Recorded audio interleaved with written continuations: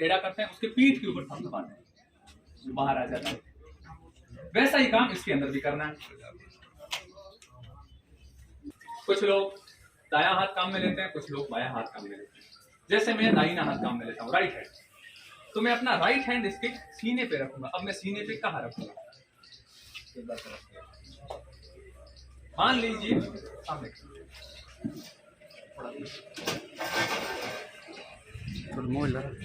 क्योंकि हमें समय की बचत करनी है, तो हमें कम से कम समय में यह पता लगाना है कि इस व्यक्ति के जो दिल की स्थिति है, जो उसका हार्ट है, वो कहां पर हो सकता है।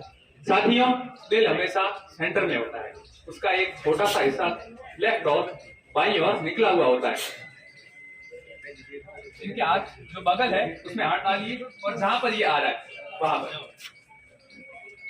दूसरा तरीका चेक करने का, यहां पर देखिए, अपनी कमर को सीधा कीजिए और जहां पर आपके स्टर्नम, जो आपके सीने की हड्डी खत्म हो रही है, वहां पर आपको एक वी शेप मिलेगी। उससे थोड़ा सा ऊपर 2 अंगुल 3 अंगुल, वो उस वयस्क की हाइट हो सकती है। अगर बच्चा है और उसके अगर अपन 2 फिंगर नाप के अगर हम चेक कर रहे हैं, तो हो सकता है वो उसके निपल से ऊपर निकल जाए। और अगर मेरी तरह कोई 6 फीट का है, उसके ऊपर अगर अपन 2 अंगुली रख रहे हैं, तो उसकी सही पोजीशन आ जाएगी।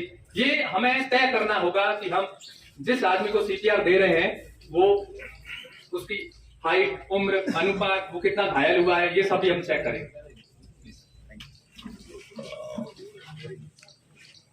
अब हम अपने मास्टर हैंड, यानी जो हमारा डोमिनेंट हैंड है, जिससे हम ज्यादा काम में लेते हैं, वो मुख्य हाथ इसके सीने के ऊपर रखेंगे। वही कार्रवाई सामने ले, सीने के बिल्कुल बीच में रखना है। परफॉर्म कर रहे हैं, अब सीपीआर इतना देना है। साथियों, 1 मिनट में कम से कम 100 से 120 बार उसके चेस्ट को दबाना है। हम इसका नाक बंद कर रहे हैं, थोड़ी खुली हुई है। मैं अपने मुंह से इसके मुंह को एयर टाइट सील कर दूंगा। मेरे मुंह से जो हवा निकल रही है, वो पूरी की पूरी हवा इस बॉडी में जानी चाहिए। ये मस्ट है, करना ही पड़ेगा। वही रुमाल इसके मुंह के ऊपर रख दीजिए। कभी कभार हम ये महसूस करते हैं कि कभी कभार हम कुछ जल्दी खा रहे होते हैं, कुछ तीखा नमकीन खा रहे होते हैं, हमें अचानक से कफ यानी एक सांस का झटका लगता है और वो हमारे नाक से बाहर आ जाता है।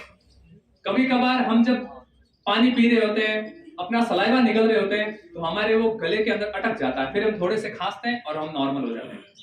वही काम हमें इसके साथ भी करना है। हो सकता है जो रेस्क्यूअर जो इसे सीपीआर दे रहा है, जो इसको बचाने की कोशिश कर रहा है, उसका सलाइवा भी इसके अंदर जा सकता है। यदि ये इन्फेक्टेड है, तो इसके बैक्टीरिया भी मेरे मुंह में आ सकते हैं। इसको बचाने के लिए हम एज ए फेस शील्ड काम में ले रहे हैं। ये एक इम्प्रोवाइज्ड है, इसकी जगह पे डेडिकेटेड भी आता है, यानी एक अलग तरीके से बना हुआ फेस मास्क शील्ड, जिससे कोई भी हेपा पार्टिकल यानी जो कण है, बैक्टीरिया है, उससे पार नहीं होते, जैसे मास्क लगा दिया। अब मेरे जो कंधे हैं, वो इसके चेस्ट पे, इसके सीने के ठीक ऊपर आने चाहिए। इससे क्या होगा, मेरे शरीर का पूरा जो वजन है, वो इस बॉडी के ऊपर जाए। मैं अपने शरीर की ताकत जो लगा रहा हूं,